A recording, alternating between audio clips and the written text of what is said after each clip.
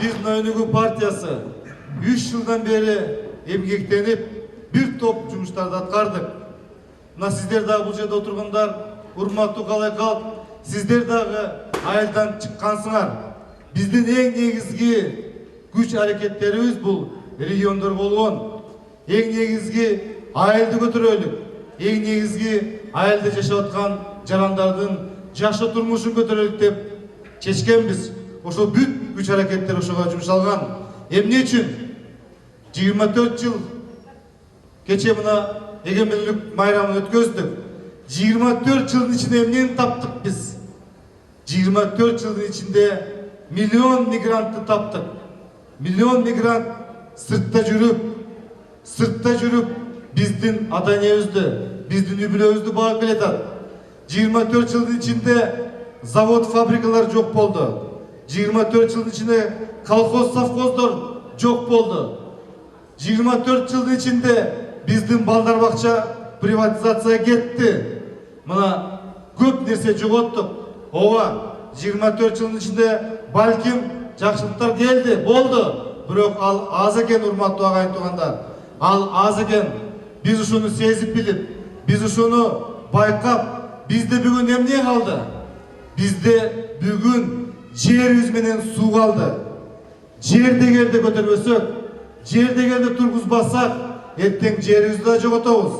1991 жылы эгерде биздин аянтыбыз жерден 1.900.000 гектар жер болсо, бүгүнкү күнү биздин жерибиз 1.200.000 гектар калды.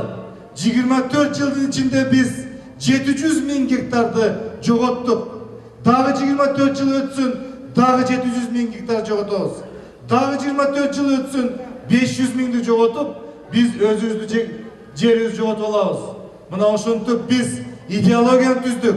Жердин касиети, суунун баркы, элдин эрки деп чыктык. Биздин чек арабыз бекем болуш керек.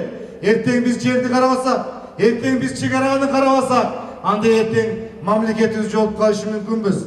Эртең мамлекет жоготуп, элибизди жоготушу мүмкүнбүз.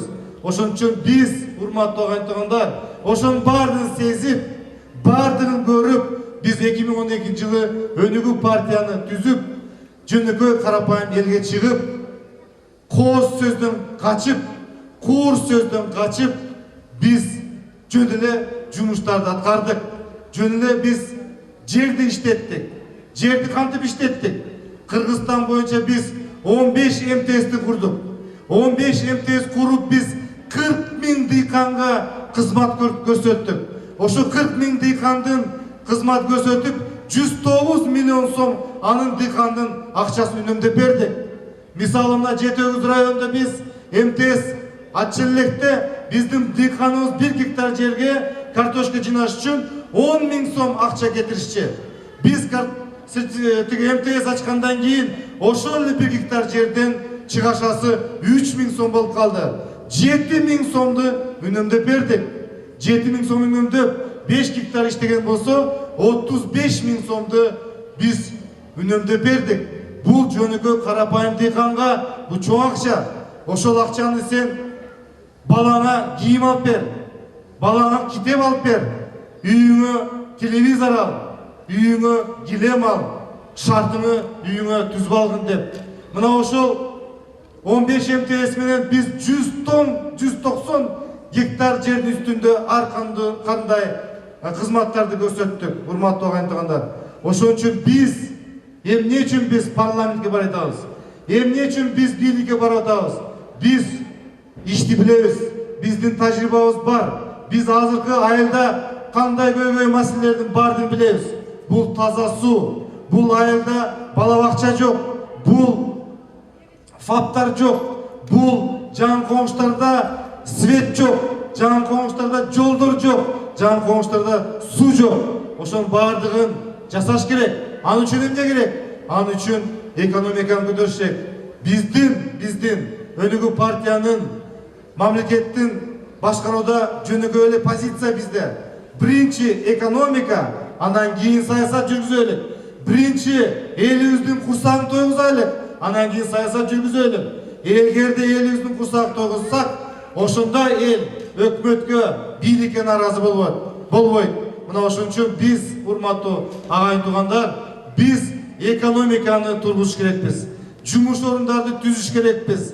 МТСтерди куруш керекпиз. МТСтерди куруп, ошонун тегерегинде ветеринарияны өркүндөтүш керек. Мына мен сиздерге статистика айтып кетейин. Ветеринария боюнча бир жылда биздин мал чарбада алектенген дыйканыбыз 40 000 кулунду жоготот экен бир жылда. Ренопневмония деген оору бар. Ошол кулун бир жылда жок болот экен 40 000. $1,000 эгерде көбөйтсөк, $40 миллион болот экен.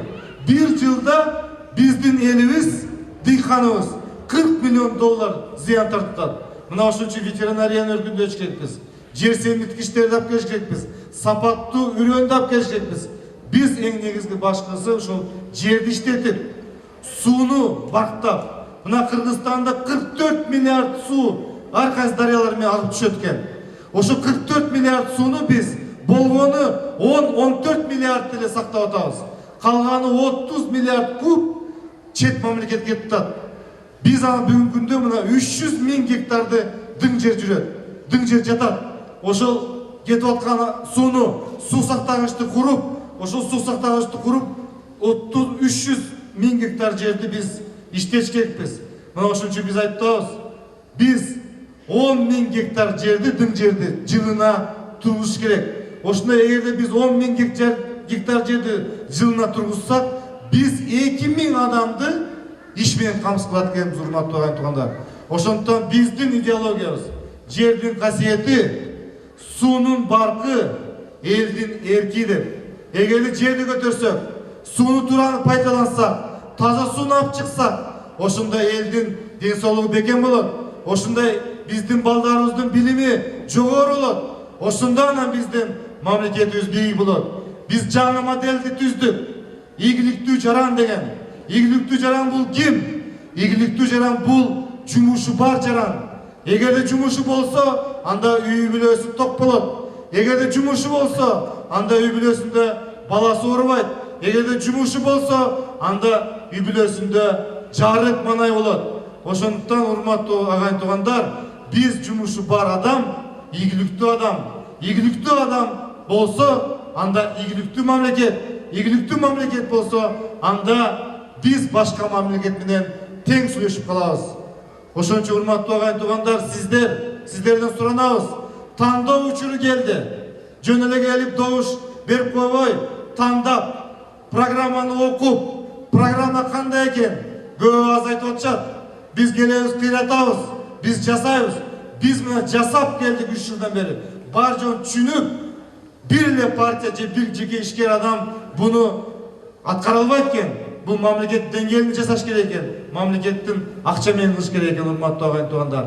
Ошондуктан, урматтуу туугандар, сиздер туура тандап, туура партияны тандап, аз айтып атышат, конституция бул жарабайт, бизге бул болбойт экен деп. Мен айтат элем, иштин баары конституцияда эмес, иштин баары чиновниктерде, кайдыгерликте, кайдыгер мамиле болуп калды элге.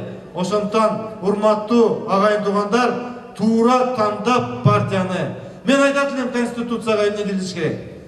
Бул азыркы биздин жаш балдарыбызга, кыздарыбызга зордук, зомбулук кылып аткан зөкүрлөргө өлүм жазасын киргизиш керек ошо конституцияга. Ошондо тартип болот, урматтуу туугандар. Ошондо тартип болот. Ошондо анан кийин коррупционерлер коркот. Ошондо анан кийин мыйзам иштейт. Ошондо анан кийин биримдик болот, ынтымак болот. Дагы эмне киргизет элек конституцияга? Бул депутаттардын санын жана мамлекет аппаратынын кыскач керек чиновниктерди. Мына ошондой экономика болот бизде, урматтуу туугандар. Ошол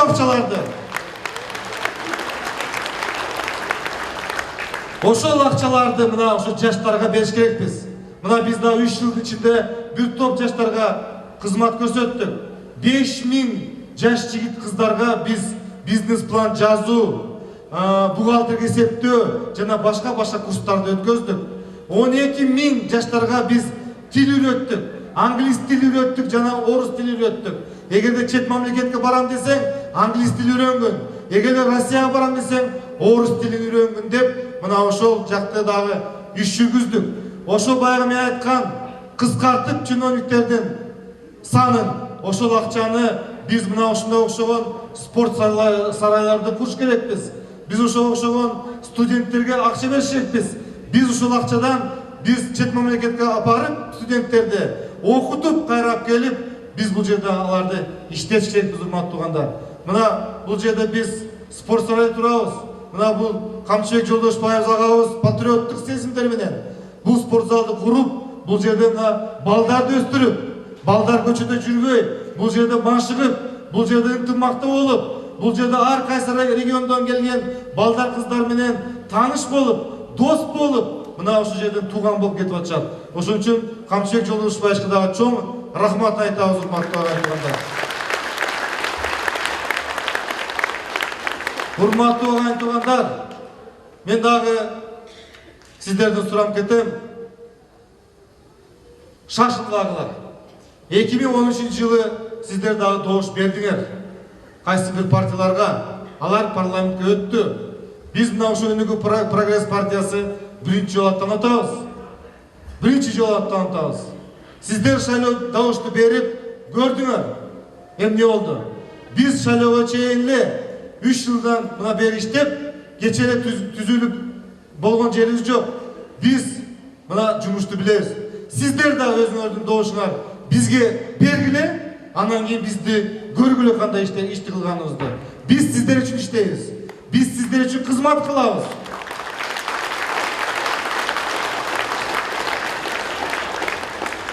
Урматтуу агайын-туугандар, мен Торобаев Бакыт, мен кыргызстандыкмын. Мен кыргыз жеринде төрөлдүм. Мен бул жерде өстүм. Мен бул жерде окудум. Мен бул жерде Кыргызстанда балалуу болдум. Мен Кыргызстанда балдарымды окутуп атам. Мен Кыргызстанда жумуш орундарды түздүм. Мен Кыргызстанда өндүрүштөрдү курдум. Мен Кыргызстанда акча таптым. Мен Кыргызстанда бизнес кылдым. Мен ошо тапкан Кыргызстанда акчаны Россияга же Казакстанга барып завод курбадым. Мен ошо Кыргызстанда тапкан акчаны мен Дубайга барып квартира албадым. Мен Кыргызстанда тапкан акчаны мен трактор алып, биздин кыргыз жерибиз иштелсин деп, биздин кыргыздар бул жерден пайда тапсын деп, ошол жерден бай болсун деп иштеп келатам, урматтуу агайын-туугандар. Мен Кыргызстанда ийгиликтүү болдум. Ошон үчүн мен Кыргызстан менен сымыктанам.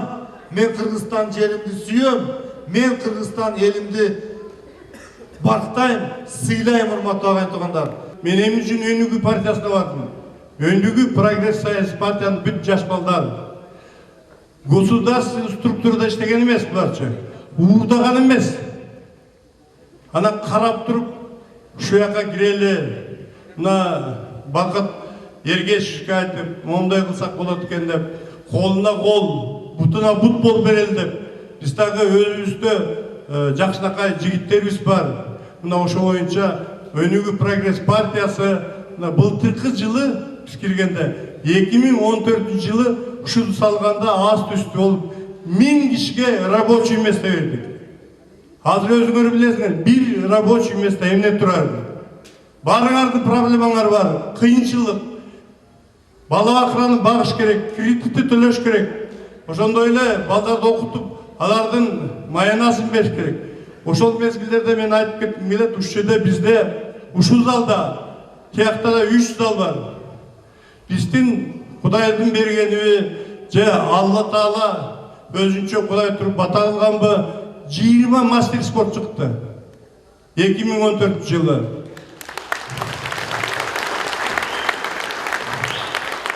5 балабыз мастер спорта международный класс болду. 3 балабыз чемпион мира болду. 8 балабыз призер мира болду. Алардын аттарын айтып, кээде мен түшүмдөн чочойгонуп, чын эле ушундай болот экен да деп калам да. Ошондой ушундай окшогон залдарды салып берсек, далай чемпион мирлер, чемпион Азиялар, олимпийский чемпиондор чыгат.